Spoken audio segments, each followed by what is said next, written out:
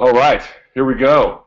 It is 1:02 p.m. East Coast time. Today is what's it today? 13th? Something like that. Today's Tuesday, right?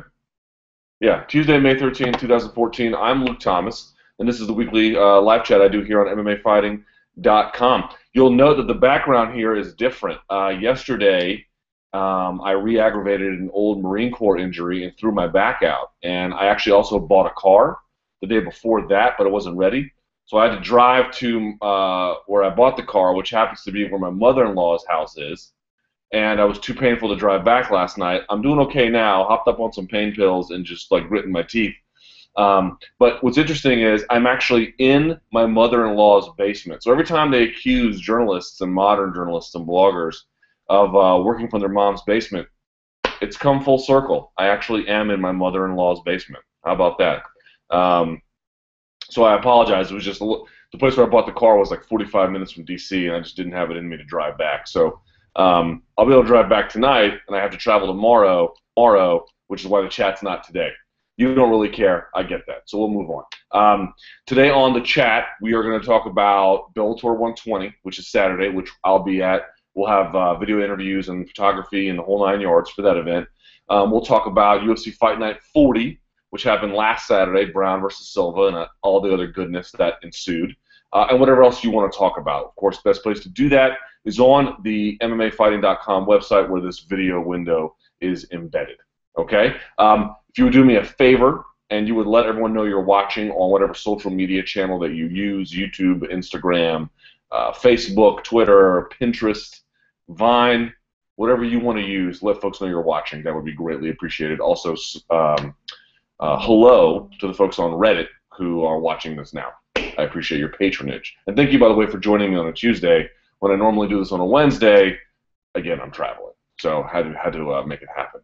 Okay, so with these disclaimers out of the way, as such, I will go. By the way, if you want to follow me on Twitter, at SBNLukeThomas, you may. Use the hashtag #ChatRappers, and I'll try to get some questions on Twitter as well. I'm not sure what that is, but there you go. All right, so let's kick this off, shall we, please?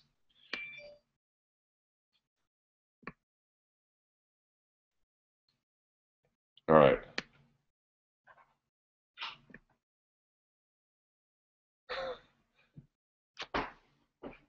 Go ahead, Jerry.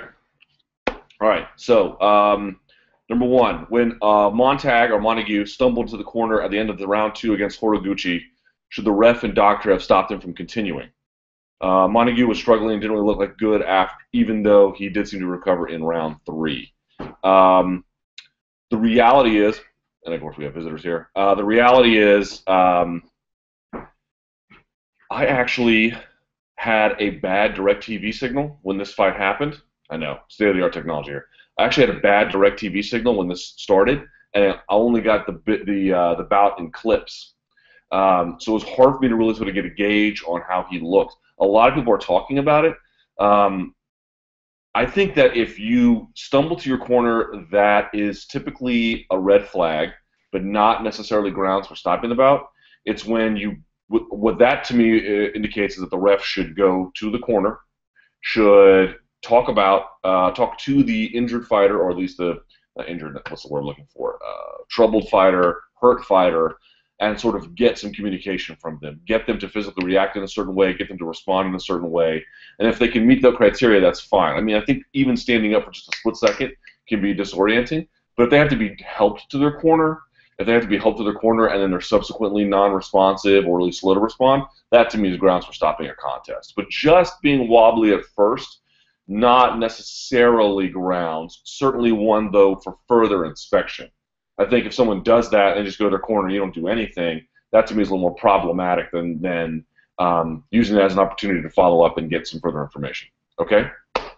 2, gloves. Joe Rogan and Tim Kennedy mentioned that the gloves in Pride were better because they were slightly more curved, making it more difficult to extend the fingers and therefore less likely to poke someone in the eye. Any thoughts or insight on Pride gloves, specifically or having the gloves more curved in the UFC? Again, we've talked about this on this chat, have we not? The gloves issue, I'm not saying it's not an issue, but statistically speaking, the amount of fights where the outcome is measurably altered as a consequence of finger pokes or the eyes or the hands being open is statistically insignificant. Which doesn't make that those bouts where it happens a non-issue. If you have a bout that's affected by having someone's fingers in your eye, I think certainly that is problematic. But I'm just pointing out we're not dealing with some scourge of humanity. Hold on. Someone's hitting me up.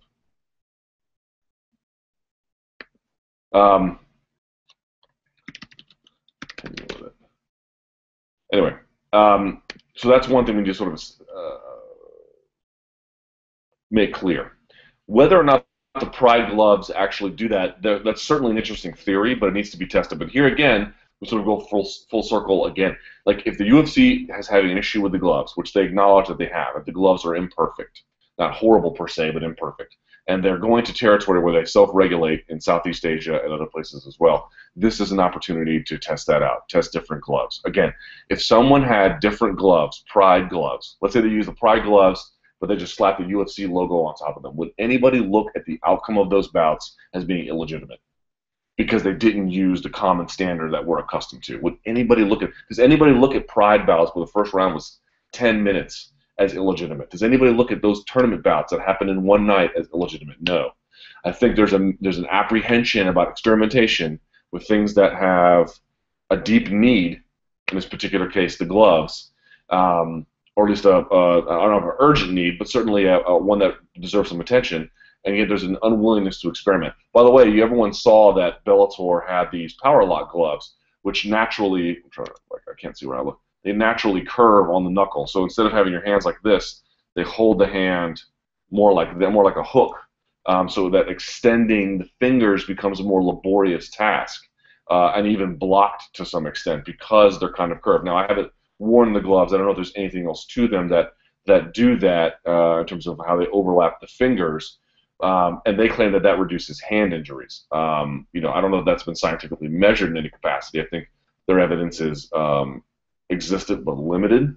But all I'm sort of pointing out to you is, Bellator is regulated, but not probably as tightly regulated as UFC by virtue of the fact of where they go. But at least they're trying, right? They're experimenting with a new glove. They've been trying it out. And whether or not it's effective, I don't know. It seems to me that curved hunch on the knuckles helps. I also talked to Duke Rufus. Duke Rufus told me, like, for example, in kickboxing, when guys come here in the United States, they're a little bit surprised at the nature of our hand wrapping here because we don't cover the knuckles quite as much as they do in places in Europe, and that leads to more hand breaks.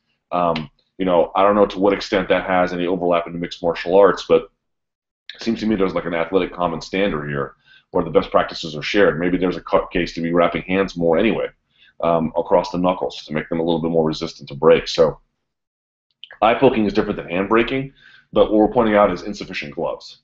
Gloves that simply aren't up to the task of what we have. And the reality is, I don't see how you can't transition to a new glove at some point, right? I mean, the reality is, as the sport evolves, guys become accustomed to a certain standard and either create problems at that standard or exceed it, depending on what we're talking about. Here's a case where we're having handbrake problems and eye poke problems. A new glove needs to be instituted, not at an urgent pace, like, oh my God, the sport's going to go away if we don't. But we have evidence some need here. I think some kind of evolution, some kind of experimentation is going to be required. Why not try it on the Ultimate Fighter, right? Put these gloves on the Ultimate Fighter. To what extent do eye pokes become an issue there? To what extent do handbrakes become an issue there? They only fight 2-round bouts. That might be a bit misleading, but again, why aren't we pushing this a little bit more?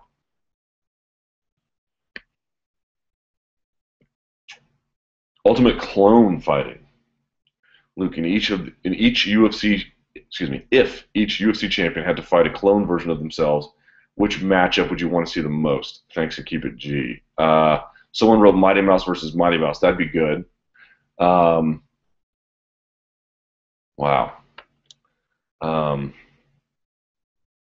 Kane versus Kane, probably my top choice. Jones versus Jones. I don't know about Hendricks versus Hendricks or Weidman versus Weidman, but those two at the top might be more interesting to me.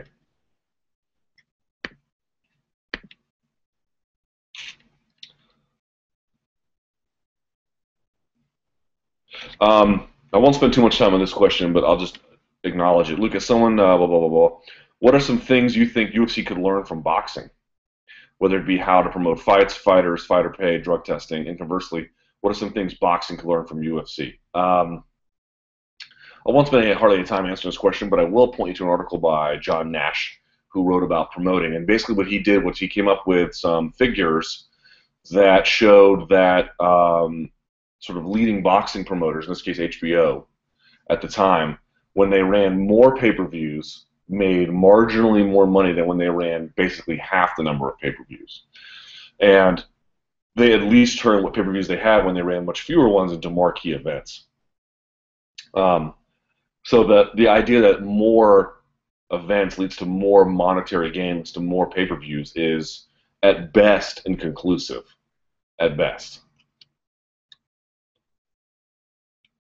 But he also talks about what boxing has learned from UFC too, so it's a two-way street.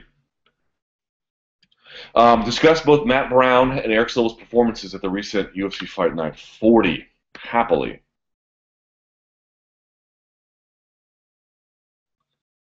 Let's see.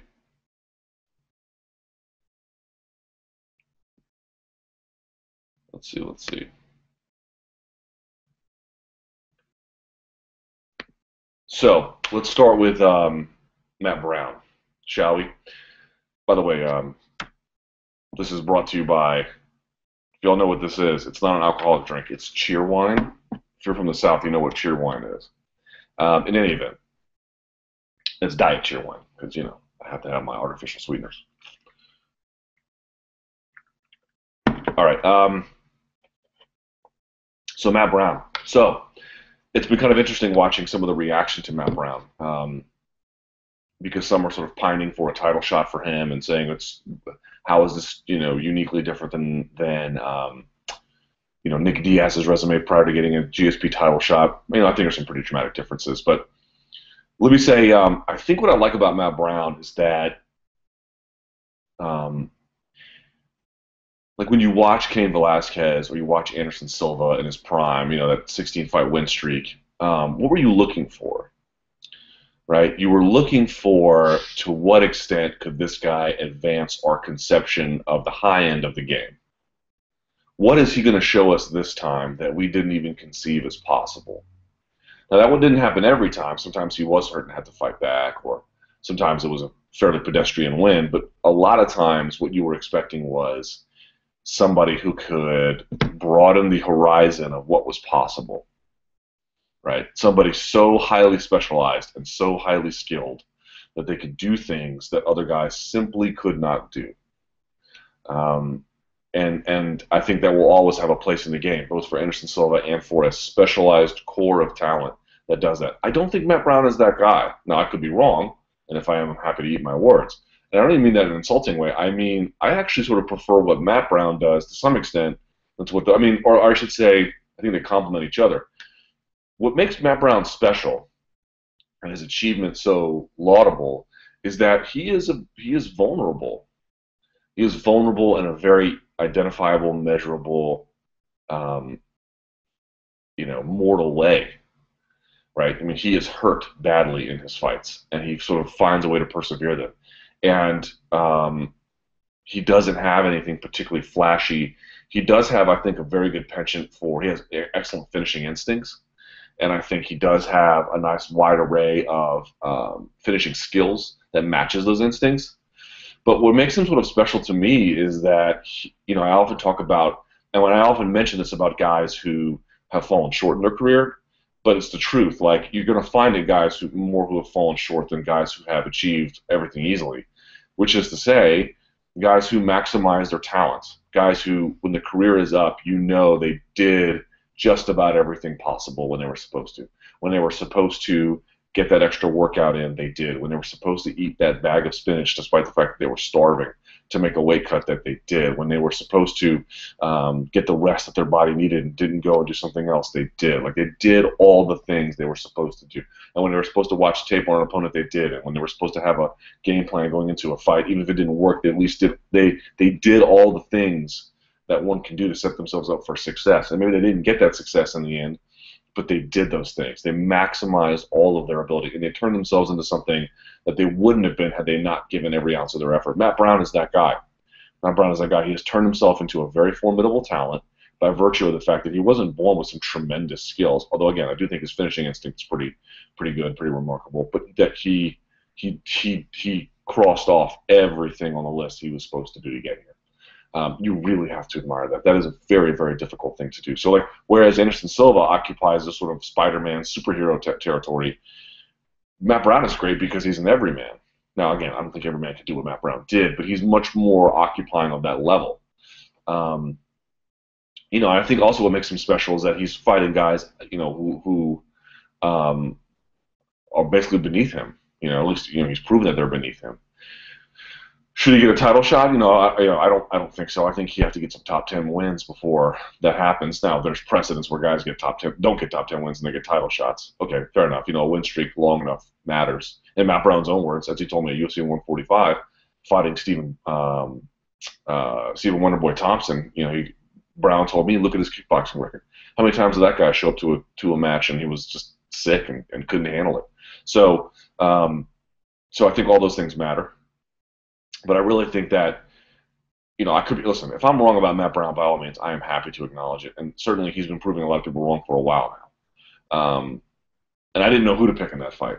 But what I would say is, I think as he takes a step up in top 10 or top 5 competition, which he's earned, I personally am going to have some managed expectations about what's possible. Because on the bad end of things, that vulnerability, what's happening is guys are hurting him and then not really understanding how to finish him up. I think a much more talented guy, like a Hector Lombard, might have a little more success with that, particularly being a strong first-round starter and Brown not being a good first-round starter and Hector Lombard being very difficult to finish over the course of a bout. I mean, no one really does that to him. So that would be, to me, a bit of a difficult matchup for him. But he certainly earned the spot to at least attempt it.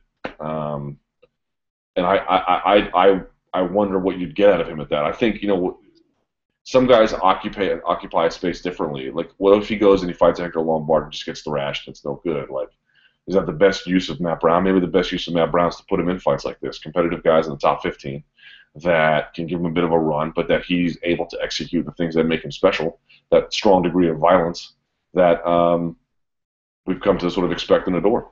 Anyway, so that's what I thought about Matt Brown. I think he's certainly earned a spot in the top 10 in terms of competition, even top 5 maybe, but I would have some managed expectations about what's going to happen when he moves up there.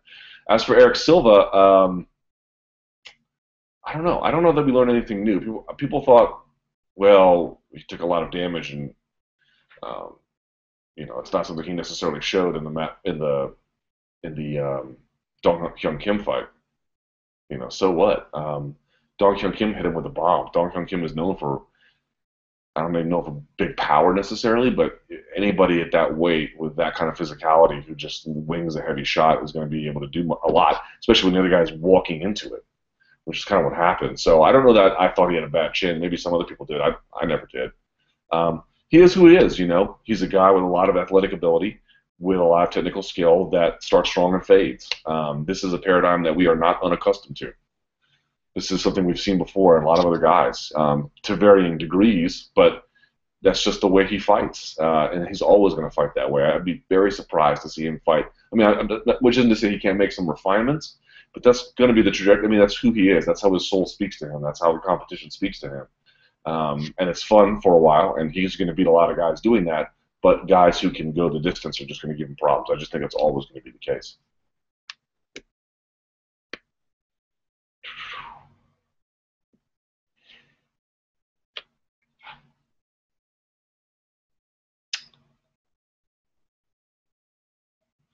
It's a question I haven't thought much about, but maybe would be interested in doing more.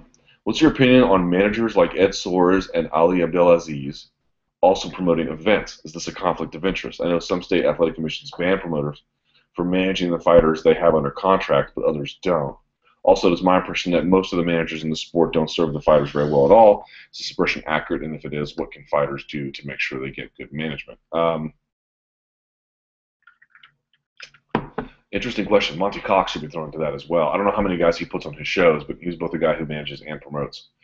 It's an interesting question. On the one hand, I can see where you would get the conflict of interest.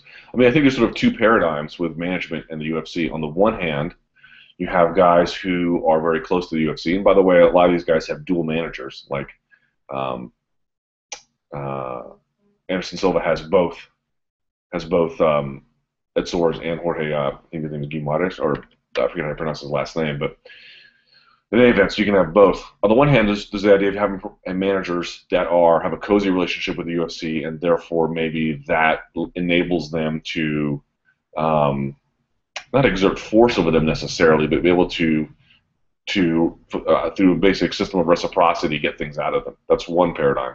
The other paradigm is guys who are just straight up adversarial with them.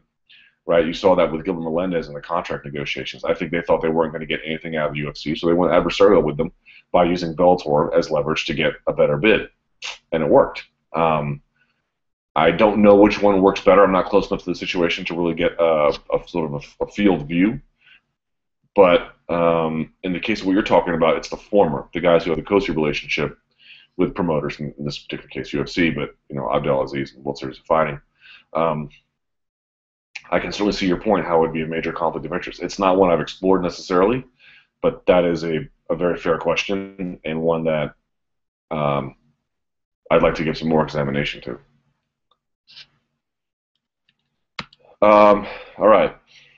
MMA media and Bellator. This should be fun. I realize that most MMA fans don't like Bellator because Dana tells them to, but why does the MMA media only seem to cover Bellator when something goes wrong? More MMA journalists, including some at the site, live tweeted Rebney's conference call than live tweeted Friday's card. Well, Friday's card was dreadful. But is it really fair to only cover them when they do something wrong? If you're an MMA journalist that doesn't know who Will Brooks is, you're not an MMA journalist. You're a UFC journalist. Why is there a bias against Bellator? They put on the most competitive on-paper pay-per-view main event since Weidman Silva 2. And currently the most competitive on-paper title fight scheduled other than Bones Gustafsson 2. Shouldn't they be praised for that? Shouldn't they get some credit for putting on a competitive title fight in an age of calcified divisions? Shouldn't journalists be sad, not happy, that they're losing the finale of arguably the greatest MMA trilogy in history? What's worse, and this is the end of the question, there's guys claiming that this will be the death of Bellator. Do these guys even know how this company works? All right, so there's a lot packed into that. Let's unpack it a little bit here. I would have two responses immediately to that. The first is there is some bias about what you're talking about. I think there are some guys in media, either cognizantly or just by accident, and I truly believe that, who are just going to have a UFC bias. I think there are some guys who are openly biased towards UFC, and I think there are some guys who are just naturally going to be drawn that way, naturally drawn to a space where because it's so powerful and because so much of their attention is derived around it and because it becomes almost a chore in some ways to cover a number two, that they don't give it proper attention. I think that charge is fair. The one charge that I think Bellator needs to own up to, and this is a point I've been making forever, I mean, listen, MMA media, we're not covering the latest Samsung Galaxy S5. We're not doing car reviews. We're not doing reviews about some five-star hotel. This is mixed martial arts. The cap on what kind of monetary gain there is in MMA media is limited. So there's a limited amount of guys you can hire to run a site. And I believe that MMAfighting.com is the best site, and we pay our guys well, and we have a really staffed site that the best you're going to get. But even then, there's just limits about what you can cover and what you can't cover. And the reality is, with some exception, you have to cover things because it's journalistically important, and we do. We give every Bellator show coverage. We do most weigh-in posts. I do most predictions posts. We do event recaps when there's card changes and card announcements and season announcements. We do those things. I'm going to Bellator 120. I feel like we give Bellator a lot of coverage. In terms of the return on the investment, insofar as you want to look at it that way, most Bellator shows do not do a tremendous amount of traffic. In terms of allocating resources to cover something, which you have to look at the bottom line, it becomes an issue. The way in which journalism used to work was that the two were simply divorced. That coverage didn't have to be monetized directly by what the coverage brought. It used to be that you just had coverage and you assigned it because you had so much ad sales. You just use all the ad sales money, so the newspaper days, to just assign things.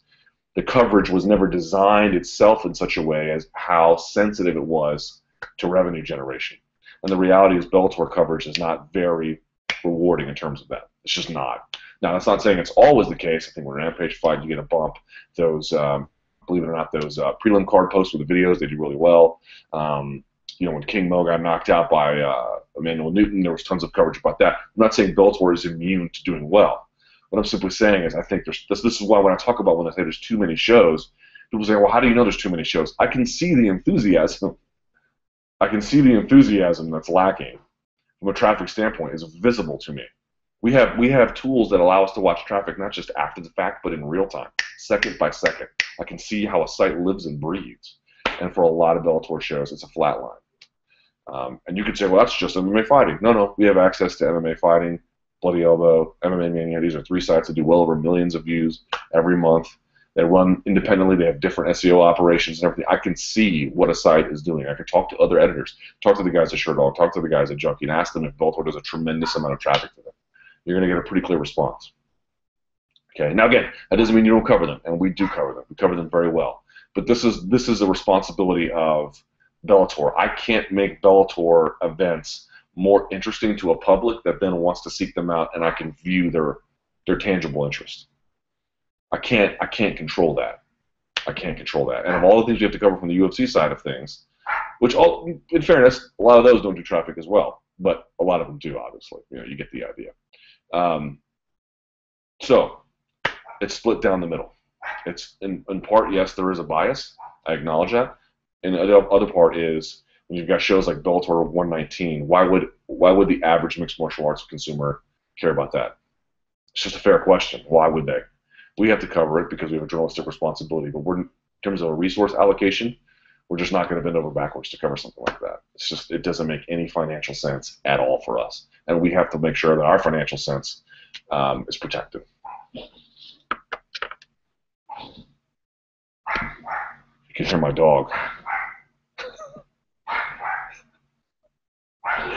He's bitter that I'm not letting him down here. All right. You're writing.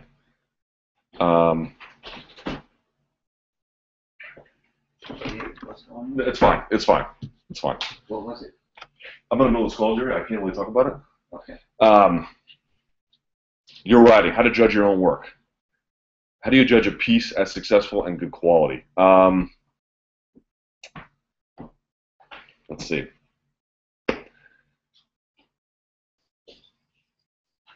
I would say that this is something I've actually been struggling with a lot lately, and I'm kind of glad you asked about it. By the way, in the future I'm going to do all these in the office. Okay, so this is an issue I've been having some issue. I have not been writing as much recently because I find that you can write an article that says 2 + 2 = 4, and there's going to be some joker that it doesn't even matter. Like, what you can be on the New York Times, it doesn't matter. This is clearly false, and it's just the response has just been hard to swallow. I get less of that on video. Video is a growing platform. There's a lot of interest in it. The reality is, I can only tell you that the last piece that I wrote that I was happy with was and not that I hate the other ones I wrote, but the only one I was happy with recently has been, remember the post I wrote that said actually, Dana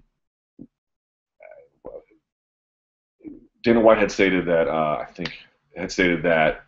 how is a guy not getting a sponsorship on a Fight Pass card my problem? And I written a piece that was a response to that, or at least not him directly, but that argument about where that comes from. That was the last piece I wrote that I was happy about. That was how I want to write. Because you get guys like Chuck Mindenhall, man, they've got this really poetic, sing-song style about it. And I can't, that's just an incredible thing, which, by the way, works uniquely well in the fight game. It's not my style. My style is a bit more analytical.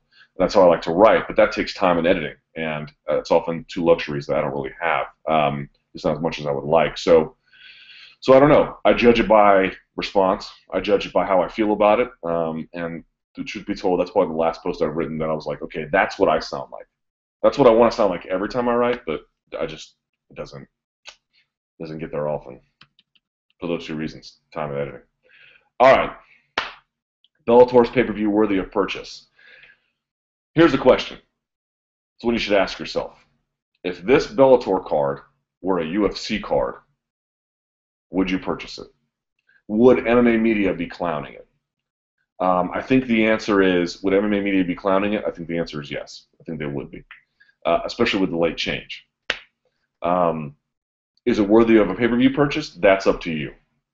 For me, I can't find a lot of fans who, anecdotally speaking, are tremendously eager to spend, what is it, $35, $45, whatever the MSO price is. I don't think it's better than UFC 173 at all.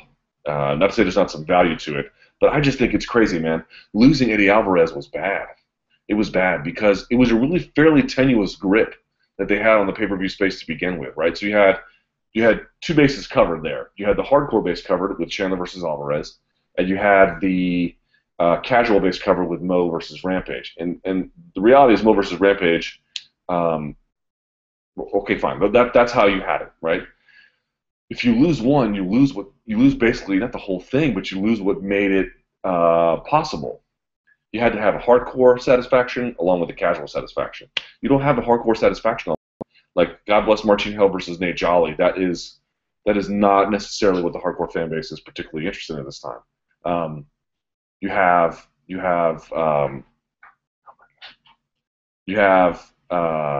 in the case of Rampage Lawal, that's certainly, I think, of some merit and some value to the casual fan base, but not in a particularly dramatically strong way. So that's problematic. And in addition, you've got, I think Will Brooks is good, but this is a bit of a rush of his development, to be perfectly frank, which is also problematic. So it's not that there's nothing to chew on there. It's not that it's bad, but measured against a paywall, you have to have certain criteria satisfied. And some of that criteria is satisfied, but I think at the end of the day, like, if you're going to have a fight like Tito versus Shlemenko, which has its value in terms of pushing Shlemenko as a future star, you have to have something counterbalance that on a credibility end. And I'm not sure what the credibility counterbalance is. Ditto that with Rampage versus Mo. It's a reasonably credible fight, but it's not Pettis versus Melendez, right? Like, you have to have some sort of counterweight to that, and I just don't think that exists. And if that doesn't exist, it was already problematic before. The truth is, I think Bellator's a fine promotion. It's a good promotion. They put on good fights. If you watch them, they put on good fights. They have a really good roster. They have a very good roster. But the truth is, I personally feel like it's ready for pay-per-view yet. Not saying it won't be, or it can't be, or it won't do well pay-per-view, and whatever managed, threshold they have for sufficient sales to call that a success. Maybe it's just 50,000, and that's all they need, and then do that, and that's fine. I don't know. I don't know what the answer to that is, but I just feel like losing Alvarez or losing Chandler, whichever one would have gone, was bad. It was bad, man. And I guess they're in between a rock and a hard place, too, because I know someone asked later on down the line, well, shouldn't they have just gone back to Spike TV? If that were a luxury that was available to them, that the MSOs didn't demand that they continue on a pay-per-view, yeah, sure. But if they have to do that to preserve their relationship, then, well, what can they do? It's not a bad card by any stretch, but I just have a hard time imagining. I don't know what kind of number it's going to do. I really don't.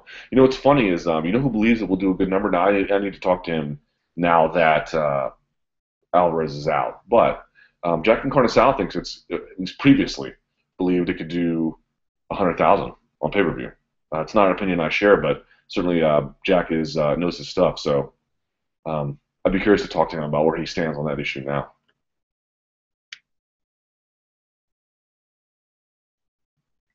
Someone says, and you have Venom, Michael Venom Page, and Brooks with the up-and-comers. That's right. Chandler and Eddie were the pull. Chandler and Eddie were not the pull from a major sales standpoint. They were the pull from a credibility standpoint. Like, we're basing our event around this hugely credible trilogy that is homegrown, that is developed between these two guys on our territory. And that's a very, very, very, very, very, very credible thing. And the rest of the stuff, because remember, that was the previous main event. Now Chandler versus Brooks is not the main event. It's Mo versus Rampage. Mo versus Rampage was done, I think, as a local ticket drive. Did some casual interest. Rampage, by the way, got on Craig Ferguson, things like that. But it was centered around that. When you lose that, it just becomes much more of a diminished an event.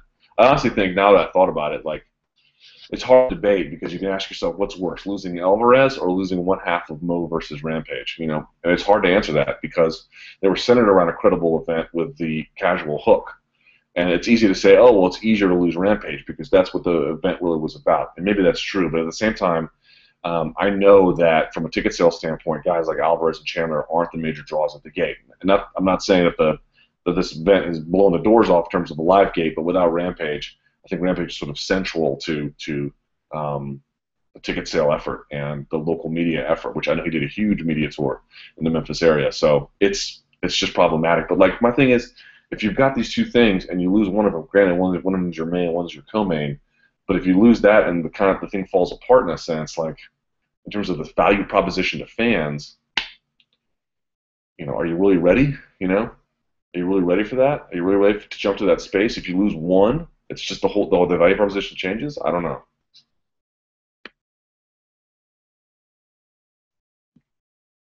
Hickson versus Iron Mike. Hickson Gracie versus Mike Tyson in their primes under MMA rules. Who takes it? Probably Hickson, but Iron Mike, there's a video of him hitting an H2O bag, and just the way he moves it with his punches is like ridiculous.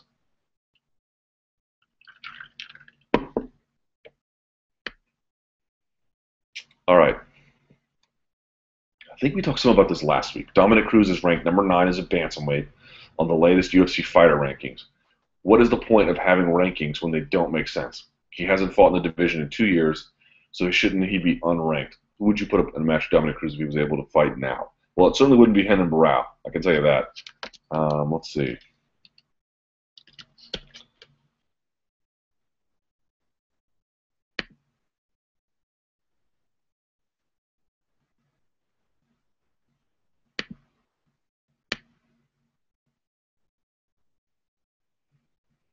Let's see. Maybe Elkins. Maybe Lance. Bermudez. Guida. Who was that? These are wrong division. What am I saying? Bantamweight. Not even thinking straight. Wilson Hayes might be a good one, but I know they train together. Caraway wouldn't be bad. Somebody below him. Nobody in that, maybe, except with the exception of maybe Mizugaki. Because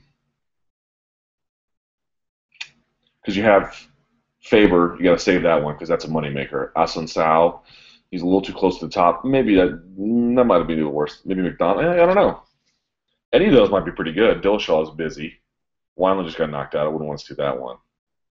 Yeah, I don't know. McDonald can't fight Easton. Maybe McDonald, Mizugaki, or Caraway. Those would be some good options for me. In terms of having the rankings, I don't know what to tell you about the rankings. Like, some guys on it, some guys aren't. Some guys been off 2 years, some guys haven't. The rankings are what they are. They're voted on by the media, but they're run by the promotional entity, and they're going to do what they want with them. If they don't make sense, there's probably a reason why they don't make sense, because they're serving the interest of somebody else. It's not an objective standard, Someone says on Twitter, by the way, I want to make a point clear. You pretty much said your analytical style takes more time than Chuck's. No, it's not what I'm saying. What I'm saying is my editing process, my own ability to edit my own work takes longer. I think Chuck's a better self-editor than I am a self-editor. I'm just saying my own ability to edit. There you go. All right.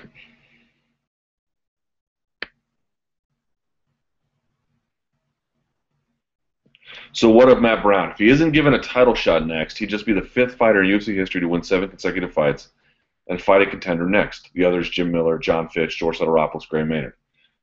What do you do with Brown if you were calling the shots? Ride his momentum to a shot with Hendricks, or make him prove to you he can be a top fiver first? Answer this closer to the top of the show. I think you have to make him prove. I think you have to. Right? I think it'd be kind of ridiculous if you didn't. What do you think of Cruikshank and Horiguchi's performance at UFC Fight Night 40? Cruikshank impressed me because I think, like most people, we picked Coke to win. Coke, moving up from featherweight to lightweight, looked better, looked bigger, a wider array of skills. I trust the tutelage of Duke Roufus to a pretty tremendous degree. Um, I thought that sort of double move he did with the kick was pretty impressive. Remember, and this is the criticism that I had of Cruikshank. Cruikshank, when he's feasting on guys who are on that tough level, maybe a little bit better than that too, he could do what he wanted to. Like the things that made him special could come to life. And the challenge was whenever the competition moved up, you just got less of that, right? So you became a different fighter. It's one thing if you win and lose, but it's another if you lose because you have to fight in a different way. In this particular way, he was able to fight Coke and put him away. Now the fight didn't go very long, but he was able to put him away with the things that made him special against a guy who you knew to be a credible challenge. He has to maintain that momentum, but I thought it was a good first step towards becoming a guy that, if he can keep doing what he does best by managing real estate and timing and the nature and the choices he makes of his shot selection, he can be a very special guy. What I don't want to see him do is fight differently as he moves up, because those things and the risk that they require become problematic.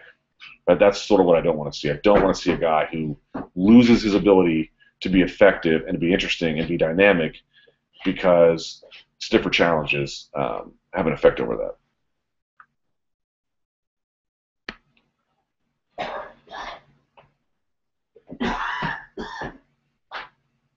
All right, let's talk Eddie. Luke, do you think Bellator will let Eddie walk now? Or do you think they will try another pay-per-view, and why would they put him in an interim title so quick? Talk about no class. I don't think that the UFC has what am I saying? I don't think Bellator has a monopoly on, although they are pretty quick to use interim titles, I'll admit. But whatever. You guys know what the interim title means. You just know what it means. And plus, does anyone really think that fight is going to go 5 rounds? I'd be shocked if that fight goes 3 rounds, much less 5. So whatever. It is what it is. They're going to use it to promote champion versus champion when they return. And Renan Barão taking Renan Barão did something special, like not just becoming the interim champ, but then defending the interim title. Like, how many guys in UFC have multiple times defended an interim title? It's a very, very rare thing. All right. So that said, they're not going to let Eddie walk. They're definitely going to try another pay-per-view, and they're definitely going to put it against Mike Chandler. I don't know how anybody could possibly dispute that. Oh, I apologize. I want to eat a bullet about this whole thing, but there you go. First time, true, false. Bellator pay-per-view does over 50K buys. Over 50K? Gosh. I'll say yes, but I don't know. Bellator does another pay-per-view this year. I will say true. What month is it? 5th month? Yeah, I'll say true. Eddie Alvarez ever fights in the UFC? True. Chris Lytle wins a round against Roy Jones Jr. if it happens? True. No news is good news to John Jones. I'm not sure what that means. No John Jones news is bad for MMAfighting.com traffic. Doesn't really matter one way or the other. He's important, but I'm not. The only guy who, there's only a few guys where, if there's no news about them, you're sad. Pacquiao, Mayweather, and Brock Lesnar, and George St. Pierre. That's about it. Maybe Ronda Rousey to a lesser extent. Erick Silva finally gets put on an appropriately paced path to contendership. I guess. False. Mike Chandler is one of the 10 best lightweights in the world. True. Bread really is dead. Not sure what that means. Eric Jackman deserves his seat on the MMA beat. Gotta take that up with Ariel, dog.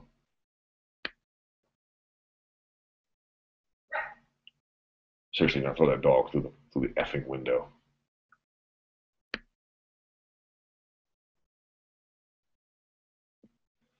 Interesting question. I alluded to it earlier. Do you think the UFC would sell just as many pay-per-views if they ran less pay-per-view shows? I do.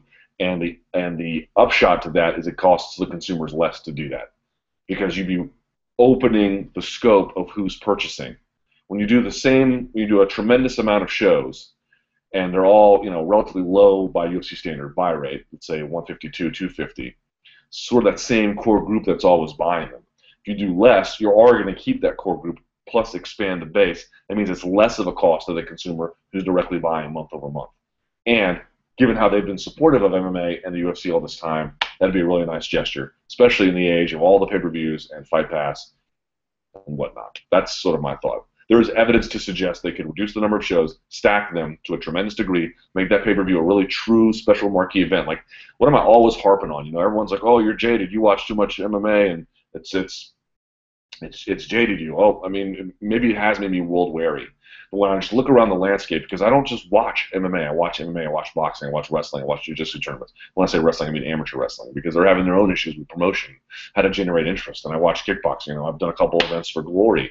When I'm looking around and I'm just talking to fans and I'm seeing what's missing, not entirely. There are moments where you see it in everything, but I think there's a general undercurrent of need for promoters making something special. I truly believe that. I truly believe that not just making something good and quality, because you get a lot of there's a lot of quality out right now. If you want combat sports and you want combat sports quality, it's there. You know, you have Metamoris and you have the Worlds coming up, I think later this month or in June for IBJJF, and we just saw Beat the Streets on NBC Sports, and you've got World Series of Fighting, and you've got Bellator, and all these UFC shows, like, and there's Glory once a month, and they're going to have their own pay-per-view next month. Like, if you're a combat sports fan, there's plenty of quality and there's plenty of quantity. But when there is that much, when there is this volume of content, and when there is a decent threshold that they're all reaching, how do you stand out? You take time to make it extra special. You know, and we all are going to have sliding definitions of what that means, and maybe mine's too harsh. You know, I don't know. But I swear to God, I'm going to take that dog. This is so ghetto. It's so ghetto. So ghetto. Long story short, I'm looking for promoters to make things special. And you can say what you want about Mayweather and what that fight with Madonna was or it wasn't, but Mayweather events are a big deal. The media comes and they rally. I was at Mayweather Canelo. Dude, they had to turn people away for the weigh-ins at the MGM Grand Garden Arena. Like, what? Like, the weigh-ins? I mean, nothing was cordoned off. There was floor seats for that effing thing. They must have had 16,000 for that, or just shy of that. It was crazy, man. It's crazy. Like, taking time. And I know you can't do it every month. You can't do it maybe once or twice a year at most. But take the time to do it once or twice a year. Just say, okay, we're going to make a sacrifice at this end to make something special at this end. I would just like to see more of that. That's what I think is missing.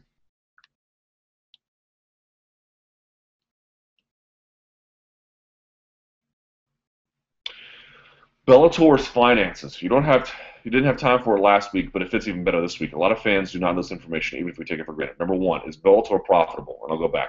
No. Two, not that I'm aware of anyway. Two, how do they make money? TV deals, casinos paying for their events, gate, blah, blah, blah. Well, yeah, I mean, TV deal, they get a certain amount of money from Spike per show. If they go to a casino, they get a side fee, advertising, that sort of thing. Are they going to stay a TV product, or does Viacom want to move them into pay-per-view? Well, they clearly want to move them into pay-per-view, but I don't think they're going to become a consistent pay-per-view entity. 4, is pay-per-view a symptom of having to compete with the UFC for fighter contracts, or a move which is deeper than that? 1 and 4 to me are related, although certainly 4 is a way. Michael Chandler yesterday on Ariel's show confirmed he gets pay-per-view points, right? So it's a way of buttering the bread of your more established talent. But I wish I could do like an instant poll about whether I should go let the dog in. Because he's going to come down here and want attention. I'm not going to give it to him. He's just going to go back up.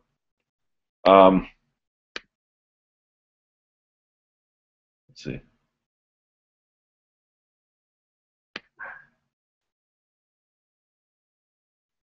Live from the mom's basement, dog.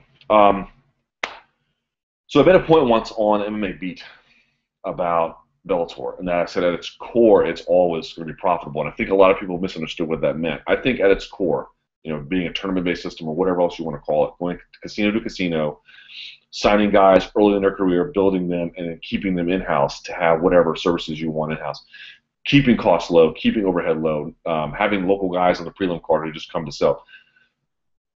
With some kind of national TV deal, MTV2 or the Fox Sports regional nets, I think you could remain in business for a very, very long time. But when you want to grow, that's when all the cost comes. And I think 2 things have really impacted Bellator since it's moved to Spike. 1, the move to Spike. Spike's production level is very, very high. Very high. it costs a lot to produce those shows week after week after week after week. All the cameras and the equipment and the resources. That's a very expensive thing. And on top of that, to be able to move into the pay-per-view space, to be able to compete, to be able to have guys who can move the needle from a television standpoint. They got guys like Mo. They got guys like Rampage. They got guys like Tito. I'm sure Tito, he's probably not as expensive as he once was, but I doubt he's cheap relative to, Mark Sheen held, right? So having all those guys has really elevated their costs. And I think between those two things, they're hoping that, I think, at least in the long term, maybe even the short term, pay-per-view can assuage some of those financial challenges. Whether or not that's true, we're going to find out, but that's the issue. At its core system, because like Bellator, when it first debuted in 2007 or 8, it came out of the post-IFL, or, they had seen what had happened to a lot of MMA promotions. They had seen some of them get gobbled up. They had seen some of them struggle financially. They had seen some of them just really make a lot of problems for themselves trying to compete with the UFC. So they created a model that was sustainable.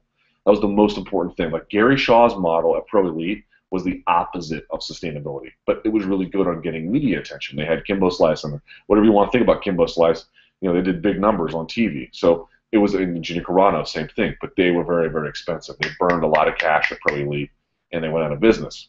So they wanted to create in Bellator a model that didn't have those issues. And one of the ways they did that was, routinely going to casinos, if not exclusively.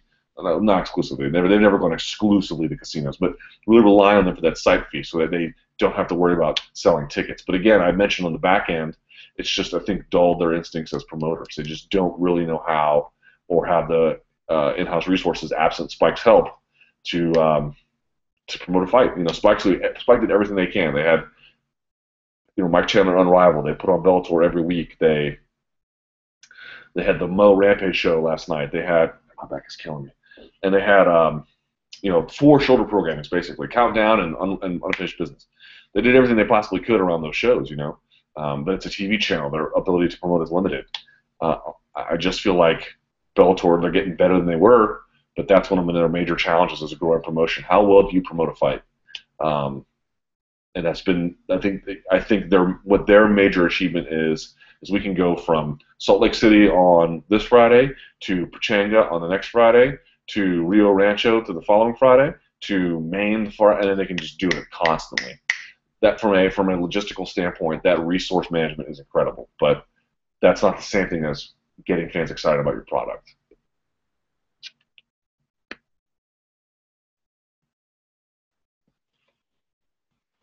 All right.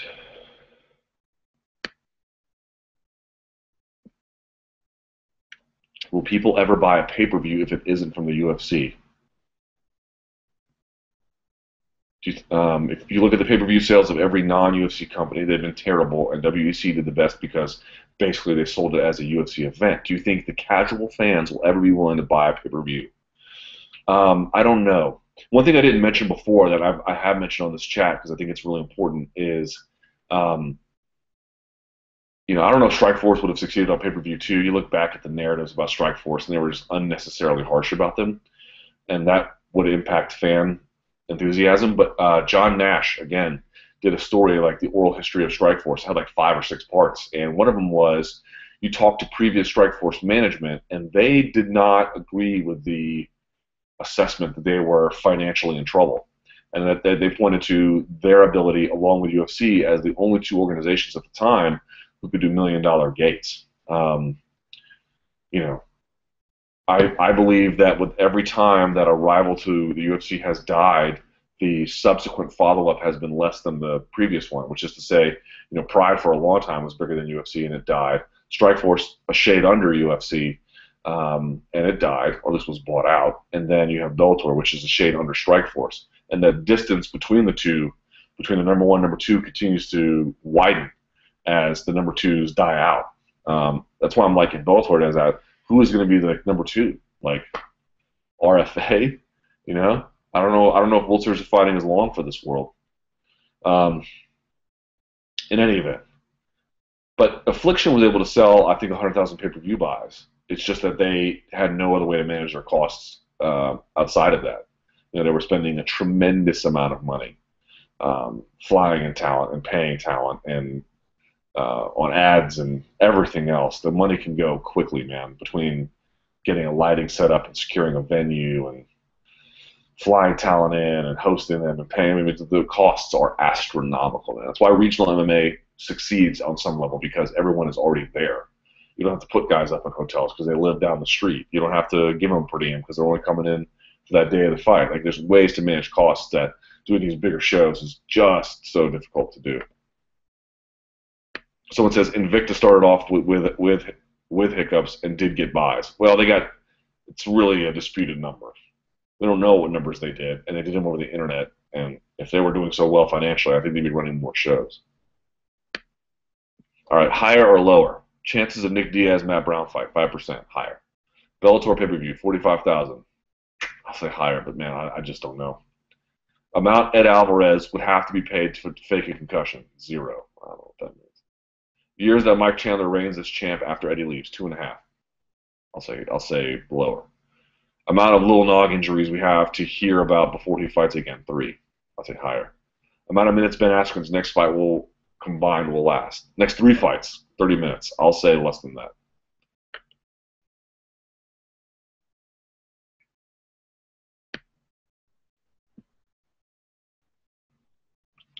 How many pay-per-view buys will Bellator need just to break even if you had to take a guess? I've asked people this before in the know, and no one will tell me, but I think the neighborhood is between 50 and 75K. That's what I'm told. That's not what I'm told. That's what I'm led to believe. 100,000 would be a win, a big win for them. If they can get 100,000 pay-per-view buys, that would be a financial win, not a windfall, but that would be a major victory. Major victory. Less than 50 would be really problematic, I think, but I'm just not really sure, to be honest. How excited are you for the Munoz versus Mousasi fight? Who do you think will win between the two? Probably Mousasi. Do you think this card will exceed all expectations like the Cincinnati card? Maybe, although Mousasi, while a dangerous fighter, is a little more careful. I think part of the reason why people weren't necessarily excited about the Brown versus Silva card, but I don't remember anybody not being excited about that fight. Right? Everyone I think thought the card was like, but that fight you knew was going to be good because both guys have a wide open style. Brown is not a conservative style; it's a great finisher. Silva does not have a conservative style and is a pretty good finisher. Like when you put that together, and one guy starts strong, one guy starts weak, but one guy lasts long, one guy fades.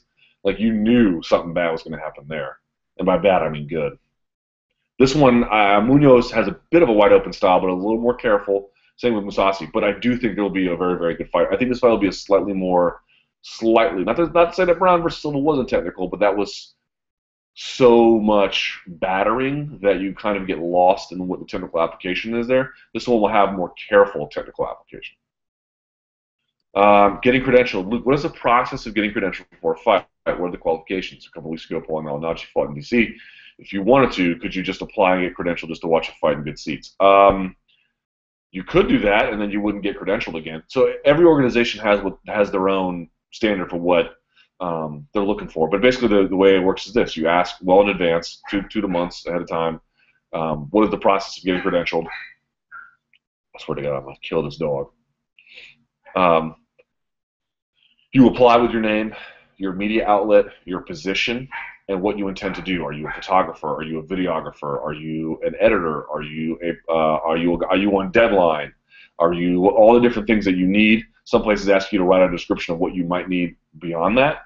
So then they do that and they weigh it, and then they either give you a credential or they don't. And then when you get there, most organized places, and I would classify UFC certainly, Bellator probably, and then I've got credentialed by Golden Boy. Right? Amir Khan versus Lamont Peterson. Anyway, and then also Mayweather versus thing. So, for example, at the Mayweather-Canelo fight, I went as a video reporter, so I did not have great seats inside the venue, although I did get seats. Because there's really no need for me to have good seats. Most of the work I'm doing has nothing to do with me having a good seat there. That's different than, say, someone like Kevin Iole, right, who is, first of all, works for a huge outlet, very well established, has a large following.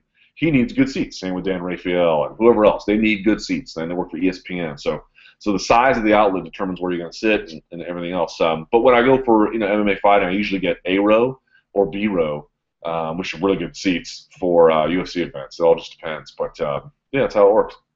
But I mean, if you go and you do no work, you just sit there and watch fights. Like they often ask you what your deliverable is going to be. Like, what are you going to write, and what's the timeline of getting it published? They want to know. And if you don't put out anything, you're not going to get credentialed ever again. In fact, they might ask you to leave right in the middle of it.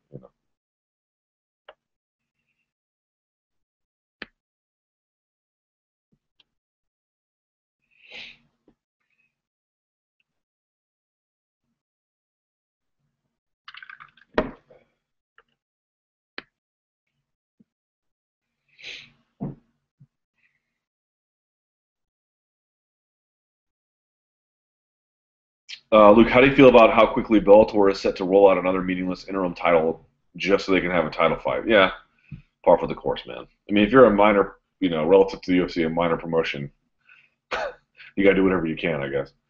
Do you think that Bjorn is doing himself or Bellator any favors by constantly slamming Dana and the UFC whenever a microphone is put in front of him? Yes. Yes. He is. People ask, like, why are they only covering Bellator when it's negative? Because that is when most people, including fans and readers, seem to care. And you can ask a question about why that is, but it is. Conversely, if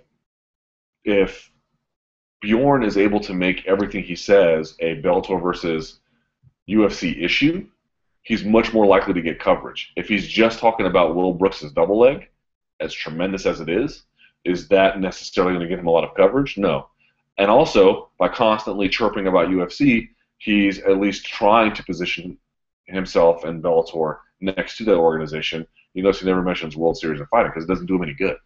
But if you constantly, position yourself next to UFC, that is how maybe if you're clever enough, over time you can be remembered, and thought of and sort of viewed.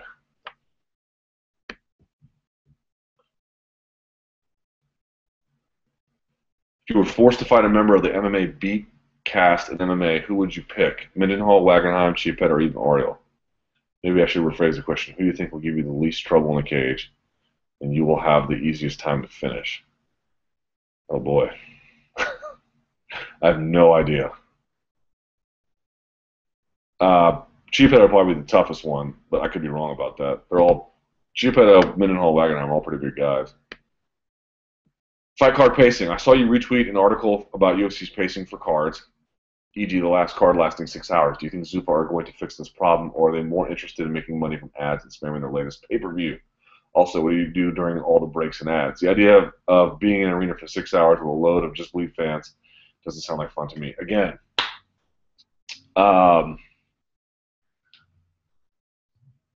I tweeted the link, and it's Ben Folks' article. I thought it was a really good article. And then I think people responded. I think even Josh Ghost responded, like, well, the onus is on the viewer to make a choice. Well, I guess, but, like, only in MMA does the fan not have a right to complain about the product. You don't like it, don't watch. Or maybe give you feedback? Maybe that's just me.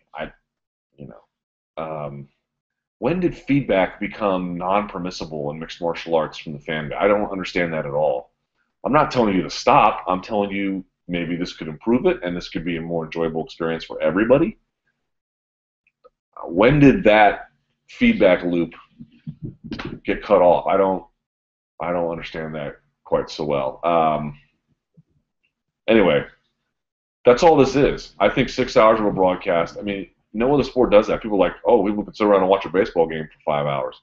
Baseball games don't go 5 hours unless they're extra innings. And even, I'm not saying that's a fun experience either, or there's a rain delay or something.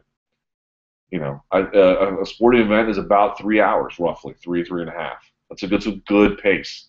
Keeps things flowing and interesting. But my God, man, 6 hours is a long time.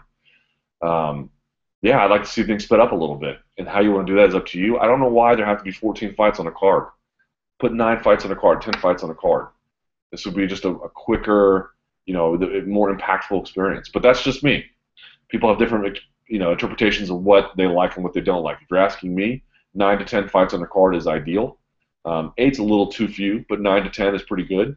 And work around that.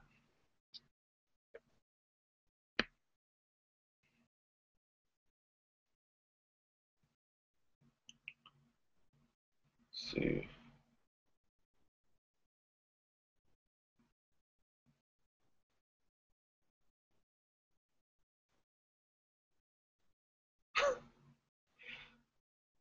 Skip that question. Why the change in the schedule? Why are we on today as opposed to tomorrow? Because my flight tomorrow is at 1 p.m. That's why. So I can't do the chat tomorrow. There you go.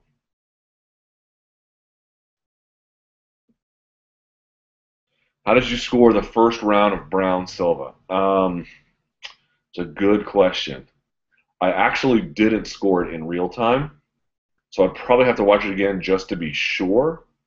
But I think in my mind I gave it to Brown, and it was close. That back control was tight, man. People were like, well, Brown came close to finishing the fight. Yeah, so did Silva. So did Silva. You know what? I didn't score it in real time, and maybe I should have, because I think that would have made a difference in the end. But I think in my mind I scored it for Brown, but I could have been influenced by reading Twitter. You know, everyone's like 10-9 Brown, 10-9 Brown, 10-9 Brown. Whether or not I agree with that, I don't know. By the way, there's an article out on BuzzFeed right now that tries to look at the life of C.J. Ross. I don't wish this woman any ill will in her personal life, which sounds like she's having some troubles. But the article's called like "The Woman Who KO'd Pacquiao." You should read it because the writer's good and he tries his best to sort of maybe say that we all got C.J. Ross wrong, at least in the Pacquiao fight, if not the Mayweather fight. But if you read it, it's just so full of the guy just doesn't know boxing, and he certainly doesn't know the Nevada Commission and all of the ridiculous behavior that surrounds them and why bad things happen around them, at least under the Keith Kaiser reign. So I recommend reading it, if only for a chortle or two.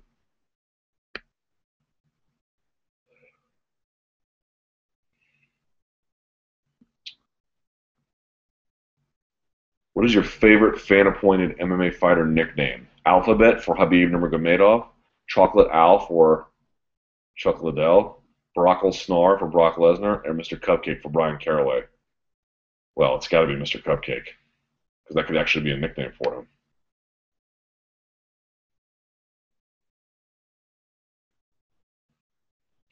Luke, what are some fighters that we wouldn't guess who move the needle on web traffic? Anybody who moves the needle on web traffic, you can pretty much figure out, but that's something I want to address. Everyone's like, so for example, like Conor McGregor and what's his face? Jesus, all the aspartame is killing me. Conor McGregor and Cole Miller had their big to do on the MMA Hour. It was hilarious, right? It was great. And everyone, I think later on when we did a write-up of it, was like, "Oh, why are you guys covering Conor McGregor? You're just pushing him down our faces and the throat. You know, if you guys didn't cover him, we wouldn't even know about this." It's like, dude, you do realize we're covering him because you, the reader, asks for it. Because the demand for the article is extraordinarily high, so we satisfy that demand. We would cover it to some extent anyway because he's headlining a UFC event and we have to cover UFC headliners. But if we go the extra mile, it's because the fan demands it. Like, we don't write a bunch of articles about things people don't care about. We will write about things people don't care about, but we don't write about a bunch of them. We limit. We always try to write about the things we have to write about, and we always try to write about the things we want to write about, but we also don't write about the things we don't have to or don't want to write about to a degree that doesn't make sense. So if you see a lot of articles about Conor McGregor, or anybody for that matter, it's because you, the reader, has demanded it. We're trying to cover the things that you find interesting and that we find interesting. It's not like we don't like, people are like, "Are you all this Rousey coverage?" You click the articles. You don't do that for a lot of other fighters, even fighters who say controversial things. You click the article. If you don't click it, we'll get the message. Send it. Feedback, remember? It's the fastest way to send a message. Don't click on it. And if you don't click on it, we'll know. And if we know, we'll still cover Rousey because it's important, but maybe we'll dial it back some. Right? Right.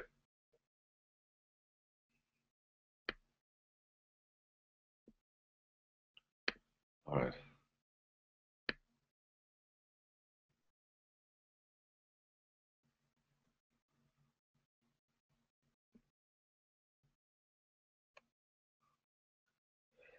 Um, let's see. Oh, this is easy. Bellator 120, UFC 173. Honestly, which card do you think is better? 173 is significantly better. The problem for Bellator is that really everything they've got of any value that's healthy is fighting and featured on this card. That's not true. After these two cards, the UFC keeps going and rolling, and Bellator have to shut it down for a while and regroup. I don't think that's a bad thing. If Bellator can keep coming back with a card after, if Bellator can keep coming back with a card after card like 120, I think Bellator can and finally will turn the corner. That is contingent upon them paring back the number of shows they do. Like in an age of saturation, oversaturation, right? Which we've all got our opinions about. But in an age of oversaturation, how is it that Bellator is contributing to the problem? You know what I mean? Like they do 26 shows a year roughly, right? If they did even just 18 shows, even 20, how much better would those shows be? Significantly better shows. Significantly better shows. And I bet you the ratings would go up. Again, that would impact their tournament schedule, but I don't understand what's more important, ratings or tournaments in all weight classes. You know what's kind of funny is like Pride went out for its MMA promotions go out of business for all kinds of reasons. Like Pride had their own reasons, the financial mismanagement, the alleged ties and however deep they were to the Yakuza. Strikeforce got bought out. IFL went out of business because I think it had a completely flawed concept, right? Everyone's like, okay, we're going to do what the UFC does, and we're going to create a value add, right? And we're going to, in the case of the IFL, they have the team sports. Who was asking for that? No one was asking for that. Like that wasn't a thing. You were solving a problem that didn't exist. Like, okay, we have a differentiated product, that's fine, but you're doing it in a hokey way that makes no sense. Like you're adding on a layer of responsibility that the fan now has to follow. That doesn't make sense. The tournaments have a much more of a deeper history in mixed martial arts. I grant that, but not in the way they're meted out. They have a tournament history insofar as one night is concerned. What did Strikeforce do? Again, I'm not holding up Strikeforce as the promotion that was the most successful one in human history, but they basically just held fights. They didn't do a whole lot differently. Now, they had the heavyweight Grand Prix. That was slightly different. And in the end, it had its moments in both good and bad, but they mostly just did the same thing, except they had their own talent of guys, and they promoted them a little differently, and they had their own thing going with Showtime. That's it. They had women. That was a differentiated product at the time, anyway. But it was basically just fights. It wasn't fights plus this. Fights in this way. It's just fights. It's really all you got to do. Put on a roster of fighters that I want to pay to see. And when I say pay, I don't just mean financial dollars. I mean time dollars, opportunity cost. Give me a reason to sit down and watch. I don't. If you're going to do one night tournament, that's a little different. But if you're not, I don't need to see all that other stuff. At least not every time. Maybe once in a while. But just put on fights. Put on fights. Put on fighters I want to see, and I'll watch. Put on fighters I don't want to see in a tournament. There's still fighters I don't want to see.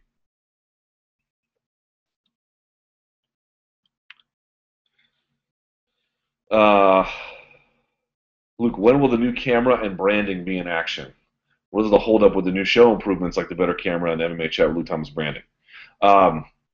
So we tried to work on the new camera and had so many problems troubleshooting it that we have to start over. But that's still in the works. In terms of the branding, that's coming along too. I don't. It's hard to give you guys deadlines. I know you're patient, and we're still in my mom's mother-in-law's basement. We just had visitors just randomly decide they're going to come down in the middle of my chat, which makes me enraged. But everything Fox Media and SB Nation has told me that they were going to do for me, they've always done it. So when they tell me this is coming and that is coming, it's coming. But it's a growing company. As I mentioned before, they got 1,000 things going on. It's coming. Trust me, it's coming. As far as deadlines, I just don't know.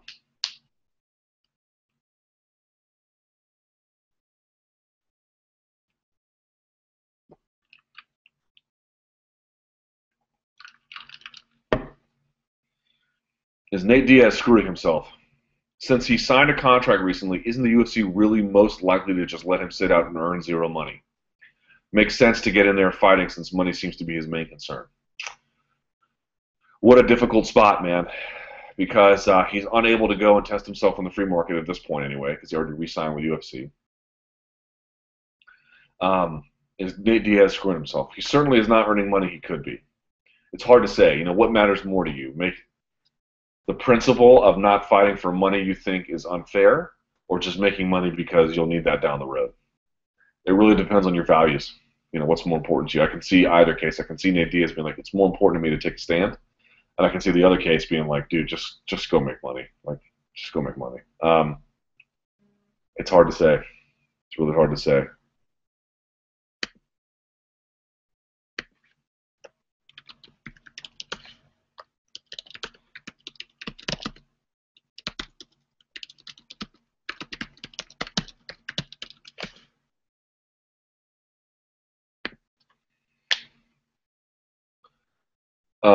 Let's see. Let's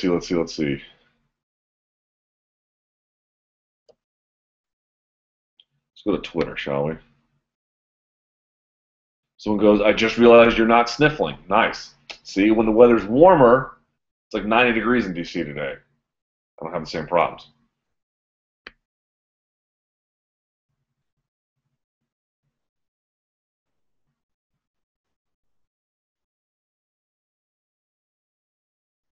Are you ever going to grace us with a Vitor-esque haircut? Swap out the crosses with lightning bolts. My wife would kill me. Someone says, let's meet the dog. If you've seen previous chat entries, you've seen the dog. Not a whole lot to write home about. Let's see.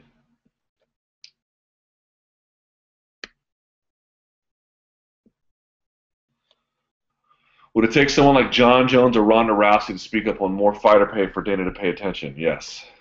Yes.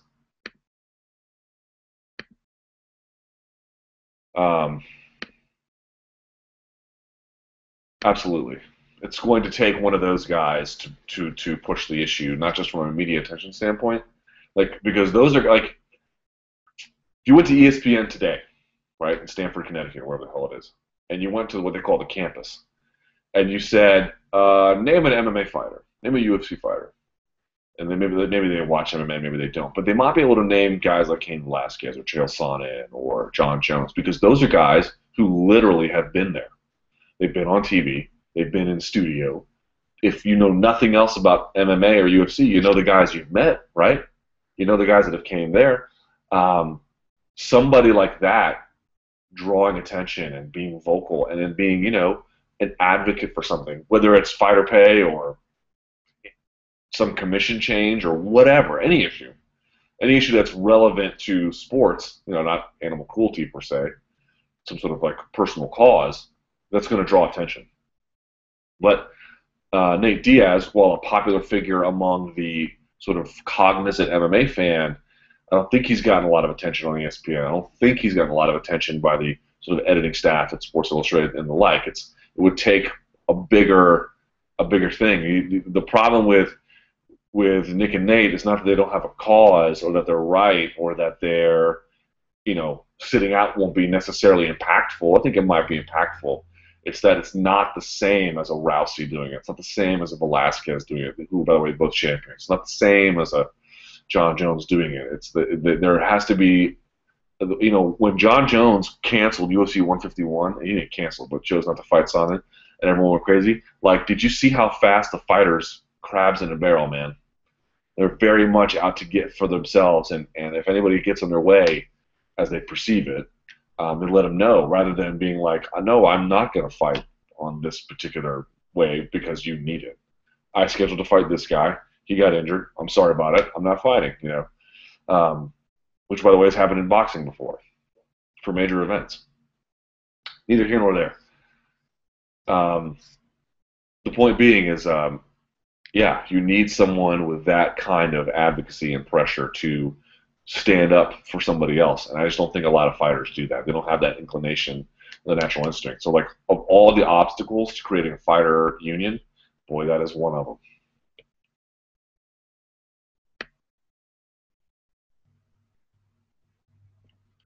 Matt Brown versus Nick Diaz. Mendenhall suggested this on the MMA Hour. If Diaz was down, would this be the greatest fight in the history of everything? It would be great. It's the one I hope they can make. I know Nick Diaz is not going to fight probably, but I love how those two match up. I really do.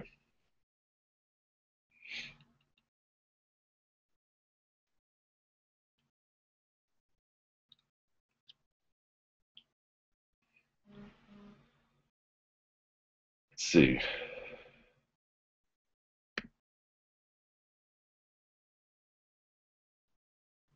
Hold on, someone's bitching here. Let's see. Luke, when will Erick Silva left on a stretcher? When will MMA promoters and MMA proponents stop saying that there's never been a serious injury in the history of MMA? Well, it depends how they define serious injury. I think a concussion is a pretty serious injury. There's been a million of those. But I think what they're saying is, God, my back is just on fire. Paralyzation or death. You know. And in terms of MMA, there hasn't been, at least in the UFC.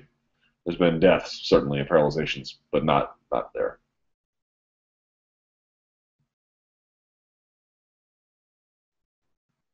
There's a long question here about UFC getting away with murder, but I just don't have time to answer it. So it says Matt Brown versus Rory McDonald. I wouldn't be opposed to it, but he has hands full with Tyron Woodley. UFC going to Russia. What is holding back the UFC from going to Russia? Unless there is a sort of a behind-the-scenes political reason, this must be some sort of television distribution deal.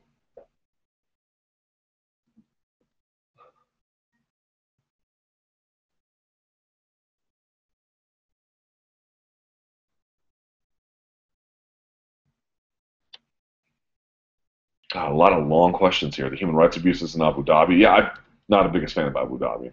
I don't.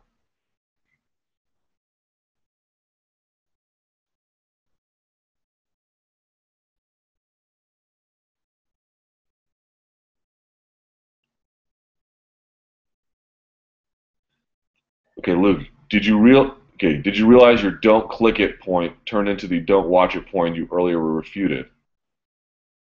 The fans were giving feedback, albeit misguided, but you almost came down as if they didn't have a right to criticize the coverage, and you should just not click it. Isn't that kind of similar to the criticism you had of the UFC earlier? It's similar. It's a fair point, but here's the distinction. You can tell the UFC, I think the cards are too thin, or that, or whatever your sense of criticism is. I don't know that they're necessarily receptive to that kind of criticism. If you really want to send a message, you can't watch. I don't know how else to send them a message, or don't buy their tickets, or don't buy merchandise, or whatever the case may be. That really is the only effective mechanism of providing feedback. Saying something like, we are only reading Conor McGregor articles because you guys have a preternatural obsession with him, is not a criticism, it's a demonstrably false statement. If there's a strong degree of enthusiasm about something, we're satisfying that. Now, a difference would be, I recognize that this is a popular topic, McGregor or fighter pay or whatever. It doesn't have to be McGregor personally, it can be anything. But couldn't you pare down the amount of coverage that you want to do, even if there's high demand? That's a different criticism. But simply saying, well, there's no actual enthusiasm behind this, and you're forcing it on us as if we have some need to do that, that's not a criticism. That's a claim about what we're doing. And it's a false claim about what we're doing. We don't push anything on people that they don't want. Again, we cover things we're supposed to. We cover things that we have to. We sometimes cover things we want to that we don't necessarily blow up the internet because we have a curiosity about it. But simply accusing us, well, you're covering McGregor because you just want to push it on us and no one cares. No, it's false. You care. You care. You absolutely care. We wouldn't be doing it to that extent if you didn't. Two different things. But yeah, you're helping. It's recognize reality for what it is and then make a contribution about it is different than just sort of stating false things. The two aren't equivalent. Thoughts on Eduardo? Man, who saw that coming? Like, it was nothing about predictions. Like, I saw a thing on Reddit where they were like, the MMA Junkie guys have gone 7-40 on their predictions tonight. Yes, because I'm sure everybody saw 9 upsets happening on that card. I'm sure All the fans in attendance, they knew, buddy, that there was going to be 9 upsets, and they got all the upsets right, and the round and the method too, right? Because they're because predictions, because no one knows what's going to happen. No one knows. Guys who are degenerates who watch tape like Luca Fury, yeah, his predictions will be a little bit better because he spends his time. He's a smart guy, first of all, and he spends his time studying tape, watching odds, learning guys' tendencies, and trying to make up things. Guess what? He gets them all, a bunch wrong too, because you know why? No one is that good at them. No one is like only guys who are good at them are, and good being a relative term, are the guys who buckle down and focus and do. No one saw it coming. Eduardo's last fight was in 2012. He didn't fight all of 2013. He's fighting Eddie Wineland, who everyone was the narrative going into the Wineland fight was, here's a guy who's the best ranked guy on this card, who's fighting on Fox Sports 2, and then you had Nick Lentz, who was the second highest ranked guy, and he wound up winning against Eddie Gambirian, who was fighting on Fight Pass. How is that fair? That was all the talk. No one really gave Eduardo any attention. And did anybody see Eduardo doing that? Anybody. I can't remember a lot of guys being like, dude, you gotta watch out. I think Wineland's in some deep trouble here. I don't remember that. Now there may have been certainly Brown Silva. There was a lot of debate over that. Fine. Even Larkin Philippoutis, I think to some extent, but I don't think most. I think some people pick Cruikshank, but there was still a way majority picking Coke, and we can go on and on and on from there. So always, it's the only way to prove that you know anything about predictions is do all of them for all events. That's it. Everyone, picking one fight or picking another fight means nothing. Let's see.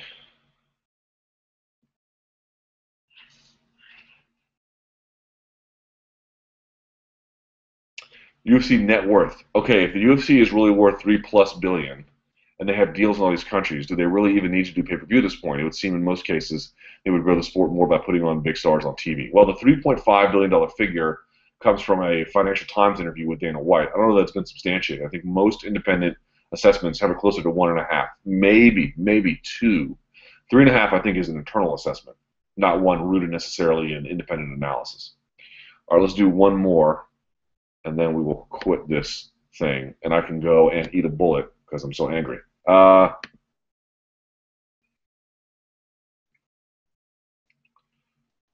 Let's do one.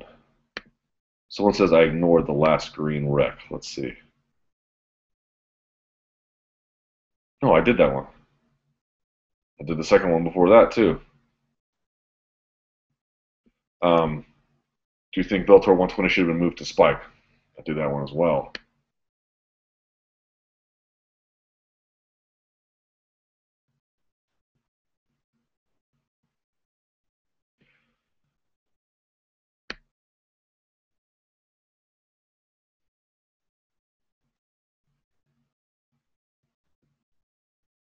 All right.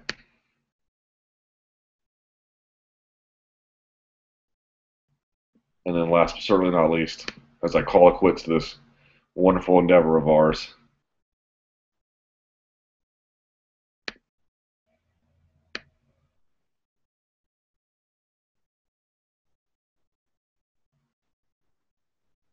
so this is Kenny Monday also, by the way,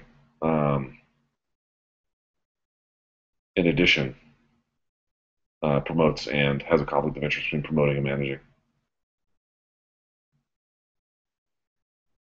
Fuck it. Oops, shouldn't curse. I'll end there. Couple of favors to ask. One, first of all, let me apologize for doing this on Tuesday at 1 p.m. Second, let me apologize for the interruptions. I have a family to go now murder. Wow. I appreciate you sticking with me and hanging out. I apologize. If I didn't get to you and your question, you can follow me on Twitter at SBNLukeThomas. You can email me at luke.thomas@sbnation.com. All that's fine. Fly out tomorrow to Bellator. Bellator, the coverage starts on Thursday. Friday weigh-ins. Saturday will be obviously the fights. We'll have all of their stuff covered for MMAfighting.com. Then, of course, next week as well when the UFC returns to action. I appreciate your patronage. Let folks know you watched it. Until next time, ladies and gentlemen, stay frosty. I'm going to go hang my dog.